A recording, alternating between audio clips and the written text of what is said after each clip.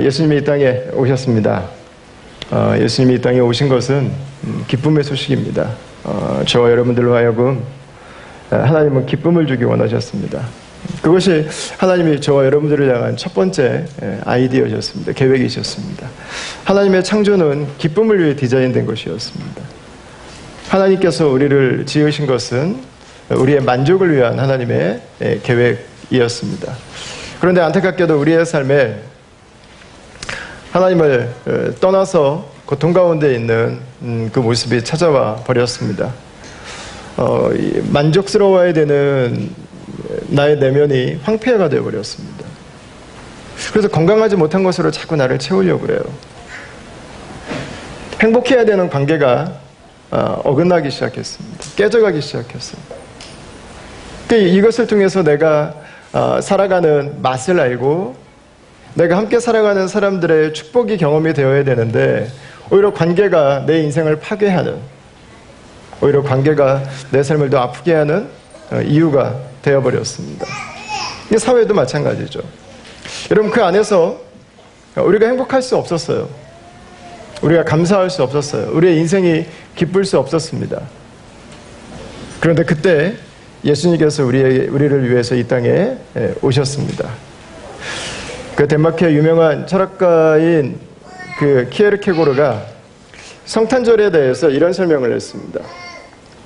한 나라에 왕이 있었습니다. 여러분, 왕 알아요? 왕? 로우나, 자고 있어? 아니야? 로우나, 왕 알아? 왕 킹. 킹. 왕이 있었어요. 왕이 거리를 지나가는데 한 여자를 봤어요. 한 여인을 봤어요. 근데 그 여인을 보고 왕이 반했어요. 사랑하게 됐어요. 너무 아름다워서 사랑하게 됐어요. 너무 내가 정말 좋아하는 사람이었어요. 근데 이 왕이 자기가 살고 있는 왕궁에 돌아와서 마음에 병이 생겼어요.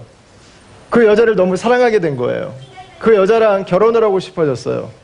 근데 이 왕이 그걸 아무에게도 말하지 못하고 아파서 들어 눕게 됐어요. 누워서 약 먹어도 안 되고 하니까 그 왕궁에 있던 의사들이 물어보기 시작했어요. 왜 그러냐고. 어디가 아프냐고. 그 의사들이 아무리 진단을 해봐도 어디가 아픈지가 안 나오는 거예요. 그래서 나중에 왕이 자기 친구에게 왜 힘든지를 이야기를 했어요. 내가 사실은 얼마 전에 거리에 나가서 한 여자를 봤는데 그 여자가 거리에서 버려진 채로 살아가고 있다고 지금.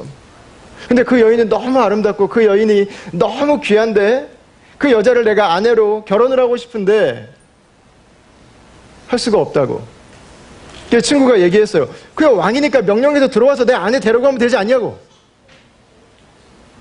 근데 왕이 대답했어요. 물론 그러면 되지. 그러면 그 여자의 몸은 내 옆에 와 있지만 그 여자의 마음은 얻을 수가 없잖아. 왕이 명령하니까 왕궁에 들어오기는 하겠죠. 결혼하라니까는 죽고 싶지 않아서 할 수는 있겠죠. 그러나 그 여자와 내가 사랑할 수는 없잖아. 그게 왕의 고민이었어요. 어떻게 할까? 하다가 왕은 용기를 냈어요. 그 여자에게 찾아가서 청혼을 하는 거였어요. 명령을 하는 게 아니라 부탁을 하는 거였어요. 나의 아내가 되어달라고.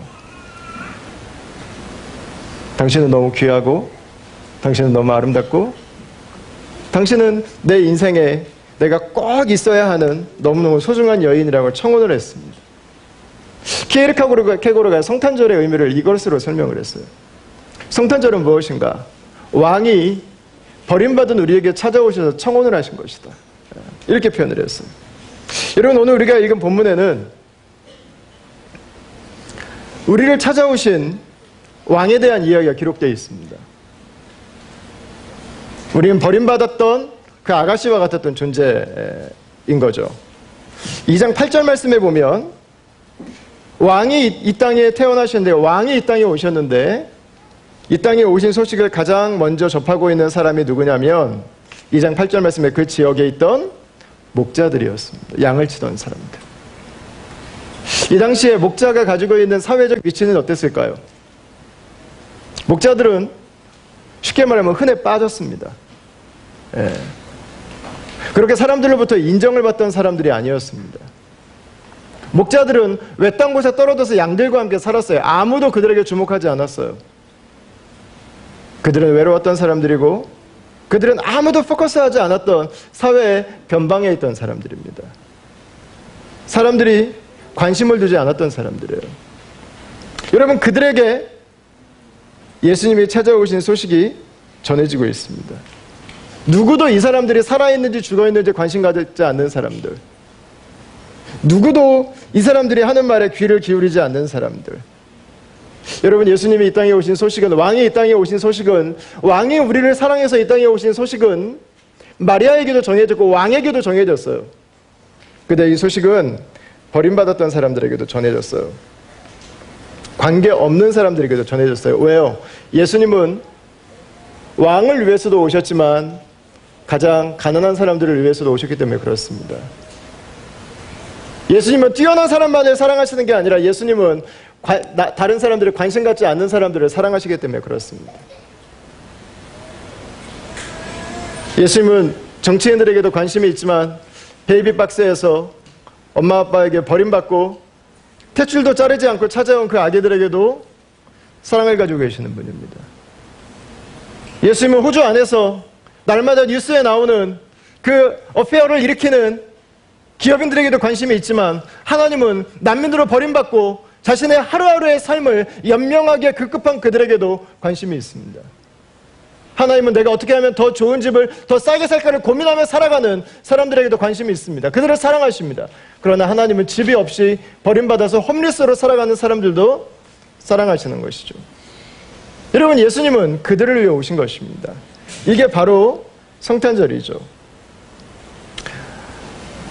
예수님께서 왜 오셨는가? 로마서 5장 12절 말씀을 같이 한번 읽어볼까요? 로마서 5장 12절 말씀입니다. 같이 한번 읽어보겠습니다. 시작. 그러므로 한 사람으로 말미암아 죄가 세상에 들어오고 죄로 말미암아 사랑이 들어왔나니 이와 같이 모든 사람이 죄를 지었으므로 사망이 모든 사람에게 이르렀느니라. 아멘. 여러분, 모든 사람을 뭐라고 표현했어요? 죽음 가운데 있는 사람을 얘기했습니다. 죽음 가운데 있는 사람. 죽음이 찾아왔다. 이렇게 표현했습니다. 예수님이 왜 오셨는가? 죽어있기 때문에 왔어요. 나는 살아있는데? 예. 여러분, 살아있는데 마음이 죽어있는 사람들이 많아요. 육신의 생명은 가지고 있는데 예수님이 없으면 마음이 죽어요. 생각이 죽은 사람도 있어요. 관계가 죽어있는 사람도 있어요. 밥도 잘 먹고 운동도 잘하고 다 잘해요. 근데 죽은 것처럼 살아요. 사회가 죽어있는 사회도 있어요. 국가가 죽어있을 수도 있죠. 여러분, 밥 먹고 산다고 다 살아있는 것은 아니죠. 가족들이 함께 모여서 엄마 아빠도 있고 자녀들도 있지만 그 관계들이 깨져 있고 죽어있을 수도 있습니다. 여러분, 죄는 죽음을 가지고 왔습니다. 예수님께서 이 땅에 오신 이유는 죽어있는 우리로 다시금 살도록 하시기 위해서입니다. 나는 아무것도 아니라고 생각하는 나에게 너가 얼마나 중요한 사람인지 알아? 그 얘기를 해주고 싶으신 거예요. 나는 정말 추하다고 생각하는 사람에게 내가 너를 얼마나 아름답게 지었는지 아니? 이 얘기를 해주고 싶으신 거예요. 나는 아무것도 할 수 없다고 생각하는 사람들에게 너는 내가 나의 형상을 가지고 지은 너무너무 존귀한 존재야라는 그 얘기를 해주시고 싶으신 거예요. 여러분, 그것이 바로 예수님께서 이 땅에 오신 이유죠. 우리를 살게 하시는 것입니다. 2장 11절을 보시겠어요? 2장 11절. 오늘 다윗의 동네에 너희를 위하여 구주가 나셨으니 곧 그리스도 주시니라. 이렇게 표현했습니다. 누가는 예수님을 두 가지로 표현했어요. 하나는 구원자. 구원자는 우리를 살려주시는 분입니다. 위기에서 살려주시는 분. 또 하나는 주인입니다. 주인. 주인은 내 삶을 지켜주시는 분이에요. 프로텍트 하시는 분. 내 삶을 채워주시는 분. 네. 예수님은 나를 구원하기 위해서 오셨어요.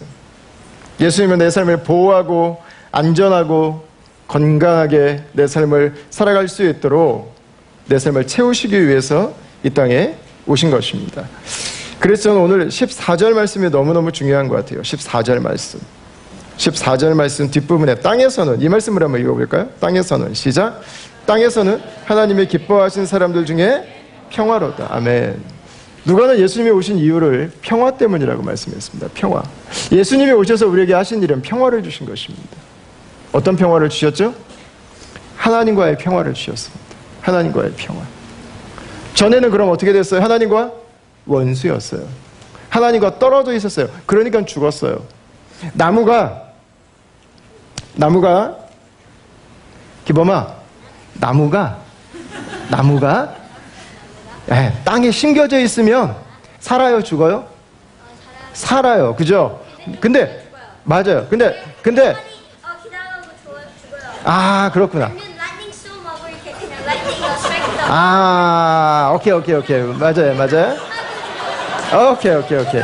자, 근데 그 나무가 땅에 심겨 있으면 살지만 나무가 땅에서 뽑혀지면 죽게 되는 거죠. 여러분, 왜 우리는 살았는데 죽었을까요? 하나님에게서 뽑혀 있어요. 하나님에게 뽑혀진 나무, 땅에서 뽑혀진 나무는 당장 살아요. 몇 달까지도 살아요. 그런데 죽어요.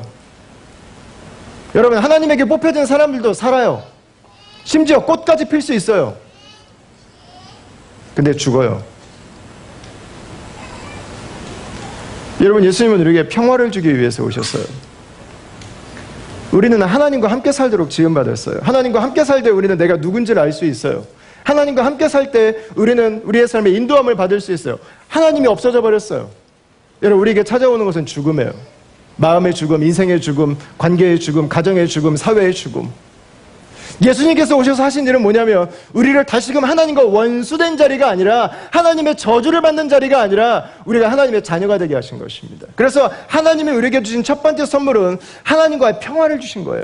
Peace with God.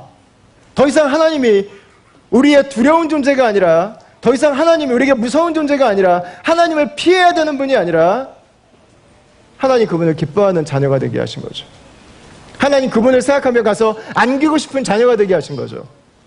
그분이 나를 보호하시는, 그분이 나를 인도하시는 나의 아버지로 하나님과의 관계에 막힌 담을 허물어 주신 거죠. 어떻게 해요? 예수님께서 우리가 담당해야 되는 저주를 다 담당하심으로. 여러분, 그분이 이 땅에 오신 이유는 죽기 위해서예요. 죽기 위해서. 여러분, 죽기 위해서 결혼하신 분 계세요? 나는 죽기 위해서 결혼한다. 계세요? 여러분, 죽기 위해서 결혼하시길 축원합니다. 아멘이 아무도 없으시군요. 예수님이 두 번째로 주신 평화는 사랑하는 사람들 사이의 평화입니다. 이 참 이상하죠? 왜 사랑해서 결혼하는데 행복하지 않을까요? 이 사람 아니면 왜 죽겠다고 생각해서 결혼했는데 왜 이렇게 우리는 많이 싸울까요? 우리 김준성 교사님하고 한서희 선교사님께서 이번 행복플러스를 하면서 싸워도 괜찮다. 거기에 대해서 아주 너무 좋은 그런 격려와 또 조언과 하나님의 말씀에서 나오는 통찰들을 저희에게 알려주셨습니다. 너무 감사했어요. 이게 저에게도 아주 너무 큰 도전이 됐어요. 여러분, 예수님 안에 있는 것은 사랑하는 사람들과의 평화를 가져다 주는 것입니다. 땅에서는 평화가 임해요. 여러분, 왜 평화가 임하기 시작할까요? 내려갈 수 있기 때문에 평화가 임하는 거예요. 올라가기 시작하면 서로 이기려고 하면은요, 평화는 없어요. 영원한 전쟁이에요. 평화는 누군가 죽을 때 시작하는 거예요. 누가 전쟁 시작했어요? 자, 우리 가정 예배 때 얘기하자, 그거는. 집에서. 지금 몰입하고 있어요, 지금. 아주 좋아요. 그 질문 가지고 있어였고, 집에서 아빠랑, 자, 집에서 아빠랑, 여러분, 평화는 져야 찾아와요. 내려가야 찾아와요. 어떻게 그리스도 안에 있는 사람들은 사랑하는 사람과 평화를 누릴 수 있습니까? 내려갈 수 있기 때문에 그렇습니다. 내려갈 수 있기 때문에. 저는 그리스도인으로서 자기 부인과 포기하는 삶에 대해서 그리스도인들이 너무 많은 패배감과 눌림을 가지고 있다고 하는 것을 저는 교회를 섬기면서 알게 됐어요. 왜 나는 맨날 져야 됩니까, 목사님? 왜 맨날 우리는 양보해야 됩니까? 왜 맨날 우리는 죽어 살아야 됩니까? 아니요, 여러분. 내려감의 자기 부인의 핵심은 비굴해지는 것이 아닙니다. 결코 아닙니다. 예수님께서 사람이 돼서 이 땅에 오신 것은 비굴해지는 작업이 아니었습니다. 예수님이 사람이 돼서 이 땅에 오신 것은 자기가 비참해지는 마음으로 행한 것이 결코 아니었습니다. 오히려 정반대였어요. 지는 것은 채워져 있기 때문에 가능한 거예요. 채워져 있는 사람이 내려놓을 수 있는 거예요. 능력이 있는 사람이 양보할 수 있는 거예요. 여러분, 우리가 어떻게 질 수 있습니까? 내 안에 그리스도의 사랑이 있기 때문에 질 수 있습니다. 이번에 제 아내가 사랑니를 뽑아가지고 오른쪽 얼굴이 평소에 한 10배만 해졌습니다. 이렇게. 혹시 어제 보신 분들 계신지 모르겠는데. 이렇게. 뭐 제가 뭐 어떻게 했다고 하시는 분들이 계시는데, 뭐 제 아내가 그 정도 됐으면 전 오늘 교회 못 왔습니다. 예. 다음 교회 사임해야 될 정도로 아마 치명상을 입었을 겁니다. 뭐 아닙니다. 제 아내가 그런 얘기를 하더라고요. 얼굴이 이만해져가지고 콜스에 오늘 저 음식 준비하려고 콜스를 갔는데 사람들이 너무 많이 쳐다보더래요. 너무 많이. 저 사람은 뭔가. 네. 그래서 제가 그랬어요. 왜 이만큼 부어도 이쁜 여자가 있어가지고 사람들이 아마 깜짝 놀랐을 거라고 아마. 야, 저 여자 어떻게 이만큼 벗는데 이렇게 아웃스탠딩 이렇게 독보적으로 이쁘냐. 예.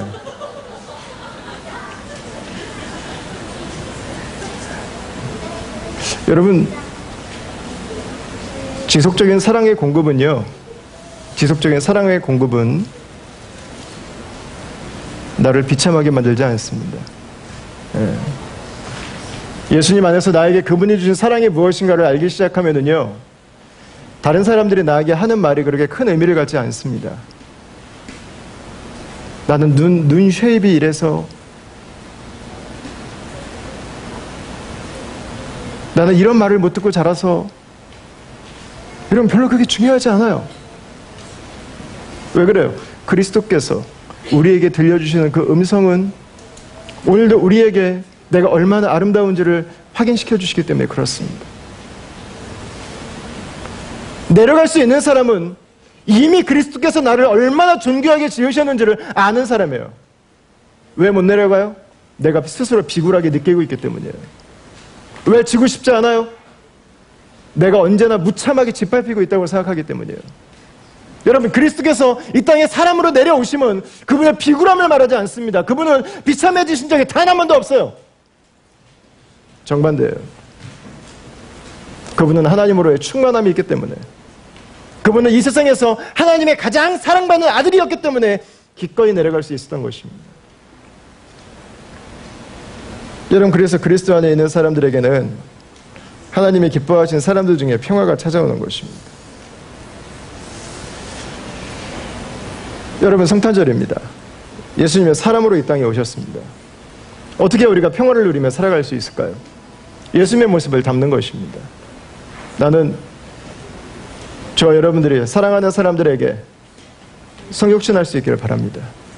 질 수 있기를 바랍니다. 내려갈 수 있기를 바랍니다. 비굴해지는 작업이 아닙니다. 그리스도로 채워진 사람만 할 수 있는 일입니다. 하나님께서 부르신 내가 누구인지를 알기 때문에, 하나님께서 예수님을 통해서 나에게 확인시켜 주시기를 원하시는 나의 가치가 얼마나 소중한 걸 알기 때문에 여러분, 그 삶을 살아갈 수 있는 거죠. 여러분, 이웃과의 관계에도 평화가 올 수 있죠. 그리스도의 사랑으로 우리는 세상에 하나님의 평화를 누릴 수 있도록 섬기는 자리로 나아갈 수 있습니다. 저는 그게 교회가 이 땅에 존재하는 이유라고 믿습니다. 네. 교회는 이 땅에 그리스도의 사랑을 함께 나누기 위해서 그리스도의 사랑으로 섬기고, 그래서 이 세상 가운데 하나님께서 주시기를 원하시는 축복을 나누기 위해서 존재하는 것입니다. 오늘 말씀해 보니까 그것이 하나님께 영광이 된다고 표현을 했습니다. 땅에서는 평화가 임하고, 하나님과의 평화가 임하고, 사랑하는 사람들과의 평화가 임하고, 세상 사회와의 평화가 임합니다. 그런데 그것이 하나님에게 영광이 됩니다. 왜 하나님께 영광이 될까요? 말씀이 이루어지는 과정이기 때문에 하나님께 영광이 됩니다. 왜 하나님께 영광이 될까요? 하나님의 아들이신 그리스도는 요한복음 1장에서 이미 영광 그 자체이시기 때문에 그렇습니다. 왜 하나님께 영광이 될까요? 예수님께서 이 땅에 사람으로 오심은 예수님께서 다시 오심을 약속하는 것이기 때문에 그렇습니다. 예수님이 이 땅에 오신 게 맞다면 그분은 반드시 다시 오실 것입니다. 다시 오실 예수님은 영광 가운데 승리하시는 분입니다. 여러분, 그래서 이 땅에 사람으로 오신 예수님을 바라볼 때 우리는 영광을 볼 수 있는 것입니다. 나눌 수 없는 거예요. 이 땅에 한 번 오신 예수님은 반드시 다시 오실 것입니다. 여러분, 그래서 우리가 이 성탄절의 메시지를 함께 나누면서 몇 가지 적용할 수 있는 포인트들을 좀 찾아봤으면 좋겠습니다. 첫 번째는 예수님을 영접하는 것입니다. 예수님을 영접하는 것. 네. 오늘 11절 말씀에 나와 있는 것처럼 예수 그리스도를 나의 구원자와 나의 주님으로 영접하는 것입니다. 그동안 나 홀로 살던 삶이 아니라, 내가 옳다고 생각하던 삶이 아니라 예수 그리스도 그분으로 살아가기 시작하는 것입니다. 또 아직 우리 가운데서 예수 그리스도를 영접하지 않으신 분이 계시다면 예수님을 영접하십시오. 그분 안에 있는 삶은 이 세상 그 어떤 삶과 비교해도 대신할 수 없는 삶입니다. 이 세상에서는 얻을 수 없는 삶입니다.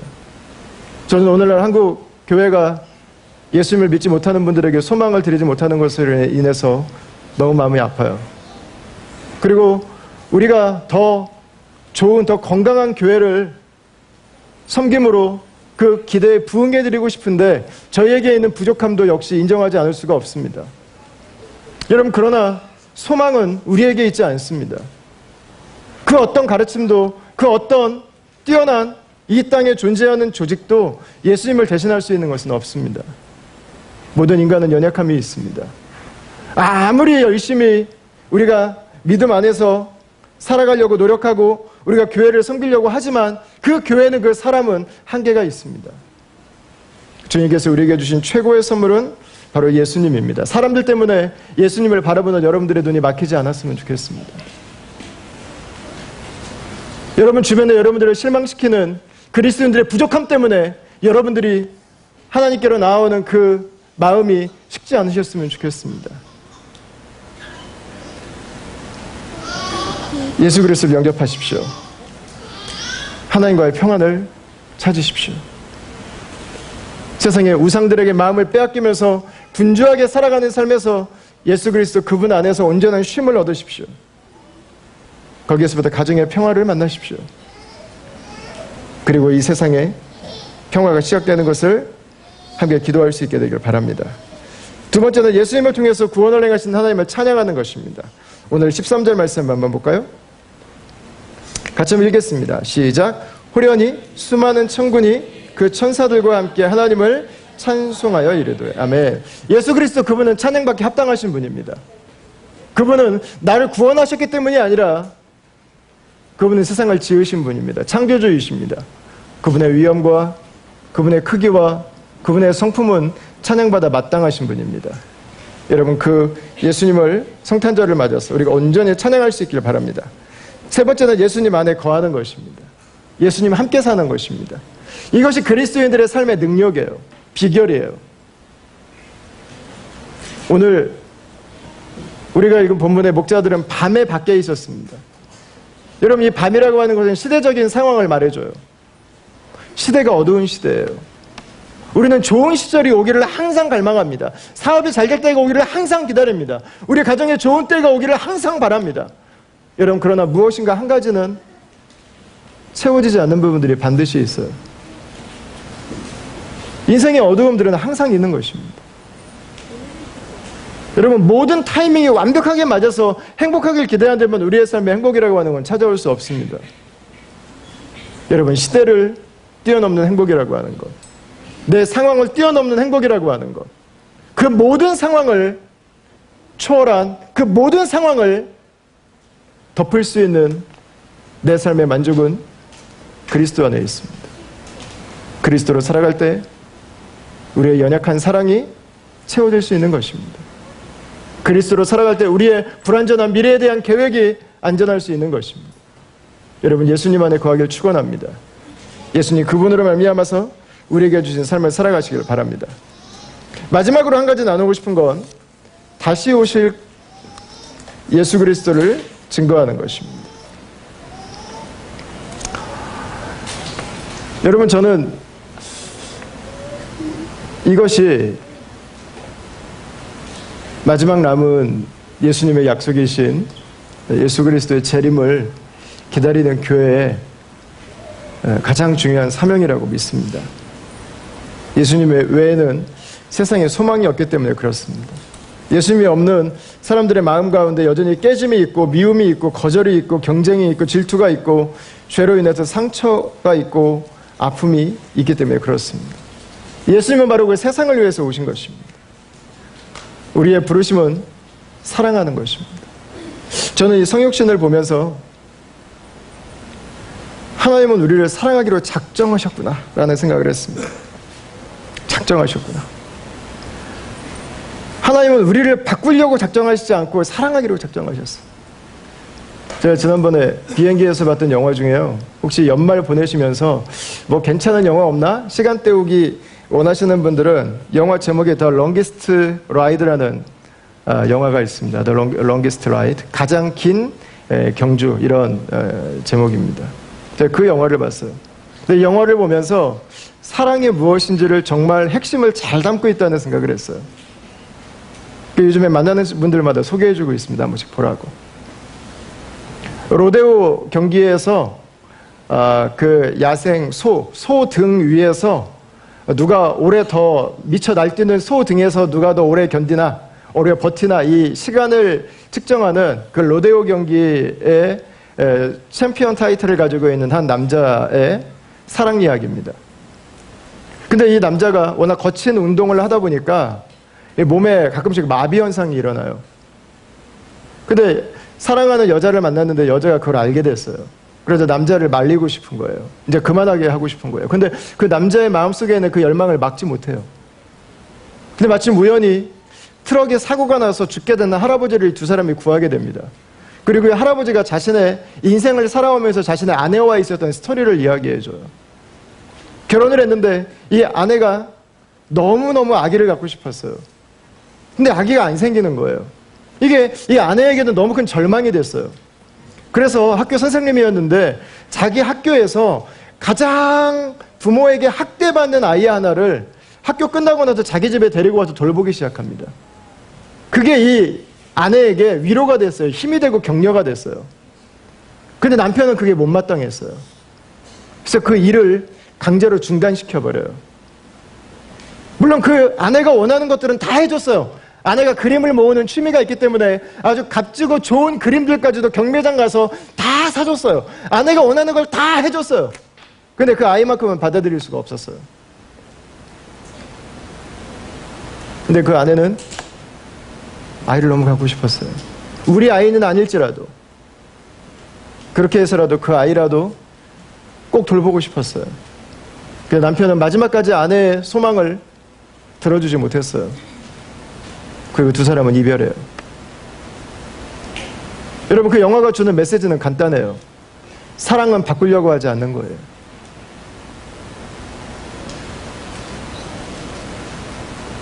사랑은 그 사람의 기준을 나에게로 끌어올리는 게 아니에요. 사랑은 그 사람을 있는 그대로 사랑해 주는 거예요. 여러분, 하나님께서 하신 일이 바로 그것입니다. 성육신은 하나님의 사람이 되신 사건에서 우리에게 주는 메시지는 바로 그거예요. 하나님은 우리를 바꾸려고 하지 않고 너네 이만큼만 조금 더 올라와봐 내가 구원해 줄게. 하나님은 우리를 가지고 농락하지 않으셨어요. 하나님은 우리를 착한 일에 노이로제 걸린 사람으로 만들지 않으셨어요. 하나님은 우리를 사랑하셨어요. 갚을 수 없는 사랑으로, 대신할 수 없는 사랑으로 우리 있는 그대로 받아주셨어요. 여러분, 우리의 변화는, 우리의 삶의 만족은 은혜로 주어진 것입니다. 선물입니다. 그 사랑이 우리로 살게 하는 것입니다. 그 사랑이 우리로 사랑하게 하는 것입니다. 그 사랑이 우리로 회복되게 하는 것입니다. 그 사랑이 우리로 치유되게 하는 것입니다. 사랑하는 다음 가족 여러분, 그리스도의 사랑으로 살아갈 수 있게 되길 바랍니다. 그리고 이 성탄절에 우리에게 주신 그 그리스도의 사랑으로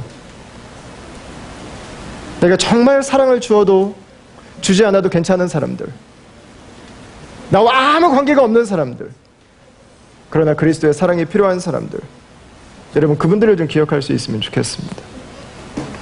내일은 저희가 성탄절 예배가 없습니다. 저희가 연말에 너무 바쁘게 교회 안에서만 시간을 가는 것보다 가족별로 함께 성탄의 의미를 되새기면 좋겠다고 그래서 성탄 예배를 갖지 않기로 결정을 했습니다. 아마 처음인 것 같습니다. 다음 교회 개척하고 나서. 여러분 그러나 저는 내일 성탄 예배가 없으므로 우리가 안도하고 감사하면서 지내지 않기를 바랍니다. 만약 그렇게 된다면 우리는 지금 종교적 율법주의에 붙들려 살아가고 있는 중인지 모르겠어요. 여러분 하나님의 아들이 이 땅에 오신 게 맞다면, 그분이 우리를 사랑해서 이 땅에 오신 게 맞다면, 그분의 사랑 때문에 내 삶이 변화되고 있다면, 여러분 그 사랑이 필요한 사람들을 기억할 수 있기를 바랍니다. 그리고 그분에게 과일 박스 하나라도 준비해서, 작은 초콜릿이라도 하나 준비해서 여러분 나눌 수 있기를 바라요. 그리고 저희가 어제도 넥스트 콘서트를 냈는데 내년에는 아예 순별로 목장별로 콘서트를 흩어져서 하면 좋겠어요. 아예 우리 교회 이름으로 모이지 말고 홈리스들에게 찾아가서 예수님이 오신 기쁜 소식을 샌드위치와 깨끗한 생수와 비타민C를 나눠주면서 그분들과 함께 나누고, 원주민 마을에 가서 그들과 함께 자면서 바베큐를 구워주고 그들과 함께 친구가 돼서 그 아이들과 함께 놀아주면서 예수님이 이 땅에 오신 소식을 함께 나누고, 우리가 함께 누리고 우리가 함께 즐기고 우리가 함께 감사하는 건 너무 좋잖아요, 여러분. 그러나 세상은 그 소식을 경험할 수가 없어요. 세상은 그 소식을 들을 수 있는 찬스가 없어요. 순별로 예수님을 모르는 내 친구들을 함께 초청해서 콘서트를 나누는 시간 가지면 여러분 얼마나 귀하겠습니까?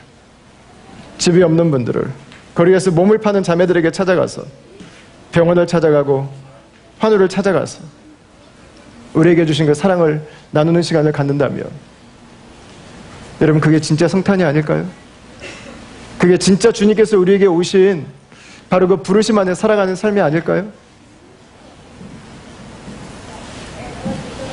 여러분 우리가 7년 동안 우리 공동체 안에서의 이 귀한 즐거운 교제와 감사함의 시간들을 가졌습니다. 이제 8년째, 저는 제 사역의 2기라고 생각을 하고 있습니다. 두 번째 텀입니다. 이제는 우리 안에 주셨던 은혜에서 우리의 일상과 세상으로 한 걸음 더 나아가는 공동체로 가는 것이 저는 제가 섬길 두 번째 7년 동안의 하나님의 부르심이라고 저는 결정했습니다. 그리고 그것들을 위해서 우리가 한 발자국 더 가까이 나아갈 수 있기를 원합니다. 이 땅에 오신 예수 그리스도의 몸으로 세상의 아픈 사람들과 함께, 눈물 흘리는 사람들과 함께, 버림받은 사람들과 함께, 아무도 관심 갖지 않은 그들에게 그리스도의 사랑을 가지고 나아갈 수 있는, 여러분 그 주님의 교회로 한 걸음 더 나아가는 성탄의 결단과 우리 마음의 헌신이 있는 그런 귀한 성탄절이 될 수 있기를 주의 이름으로 축원합니다.